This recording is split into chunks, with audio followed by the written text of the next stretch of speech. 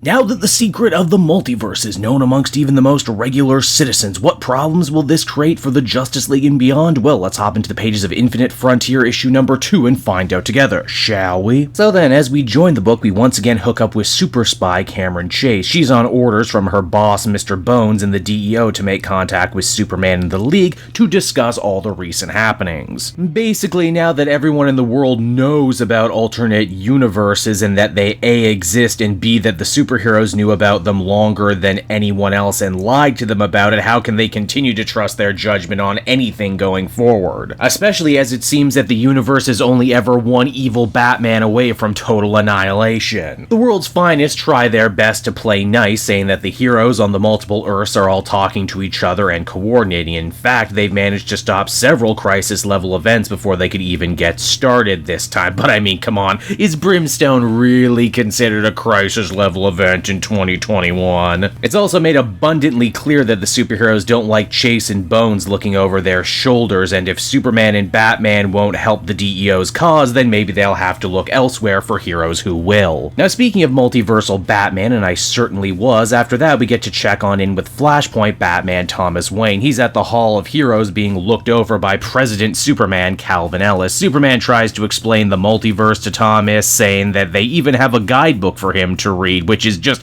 literally the Morrison Multiversity comic book. Flashpoint Batman, in my mind, actually ends up walking away with the line of the entire issue by saying he doesn't read comics. Wow, this panel is gonna live rent-free in my head for a long time, I can tell you that. Now, Justice League Incarnate is also trying to track down parts of the bigger ship that they believe Thomas's pod came from. The only problem is the parts are scattered across the 52 Earths. The biggest chunk, though, landed in Earth 22, aka the Kingdom Come Earth. Superman and Batman take their leave to investigate, and it's here we get a chance to really deep dive into Thomas's character and current psyche. He says he really is the last son of a dead Earth, and even if he did somehow manage to find a way back to Earth Zero, why should he go there? His son Bruce hates him now, and with plenty of good reason for everything he pulled during the Tom King run. And no, Thomas doesn't even bother to explain any of it again, because why would he? It would just be complicated. What we know for certain, though, is Extract, the lady that attacked Roy Harper in the last issue, was also the one that collected Thomas from Arkham Asylum and put him on this multiversal craft. Before Calvin and Thomas can find any real answers to these mounting questions, they end up coming under attack by Magog. You might be thinking, wait, wasn't Magog a good guy at the end of the Kingdom Come story? Well, yes he was, but President Superman so eloquently explains that when the universe got restarted at the end of the last crisis,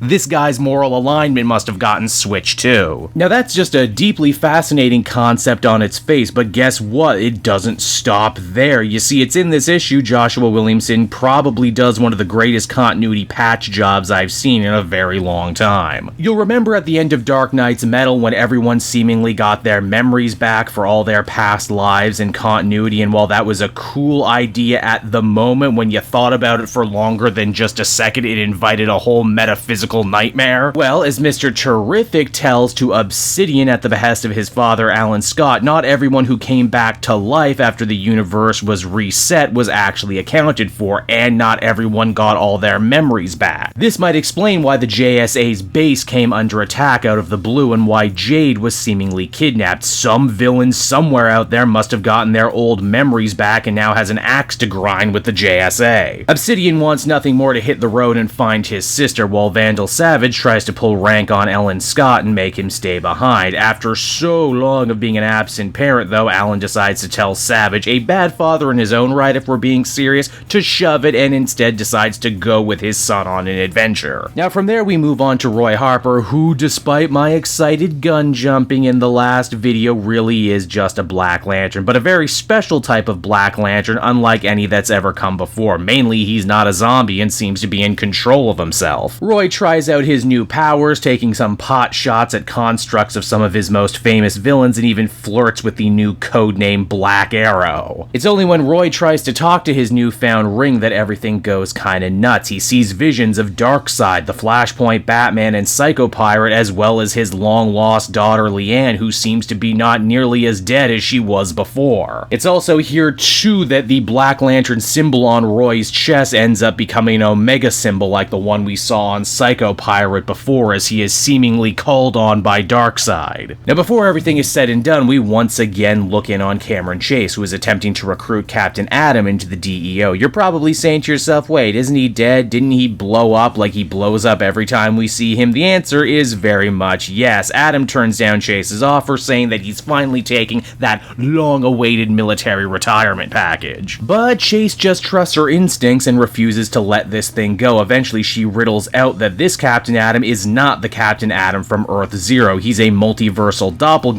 who just kind of slipped on in and started living this Captain Adam's life. And once he gets caught, though, this Captain Adam refuses to go quietly, choosing instead to take his own life via explosion, then deal with the horrible multiversal threat that is being posed by Darkseid. And so that was Infinite Frontier issue number 2, everybody, and I gotta say, even more than the first issue, I think Joshua Williamson is giving us all a masterclass in how to spin several story plates at once without things becoming too cluttered or confusing. In fact, this series seems to exist to try and make more sense of things happening in the DC universe post-Death Metal, as well as introducing several new interesting storytelling concepts that I think are only going to deepen things moving forward. I certainly like the cast of characters they've assembled here. They all feel very different and diverse, and a lot of them never seem to get the spotlight to themselves. And then, of course, you have the case of Thomas Wayne, a character in desperate need of rehabbing to make him more likable again. The whole art team deserves extra credit too. They're doing an excellent job bringing all these big ideas to life, and their work positively jumps off the page. Overall, I'd give this one another very much deserved 8.5 out of 10. Infinite Frontier is becoming one of the most interesting DC books you can read right now.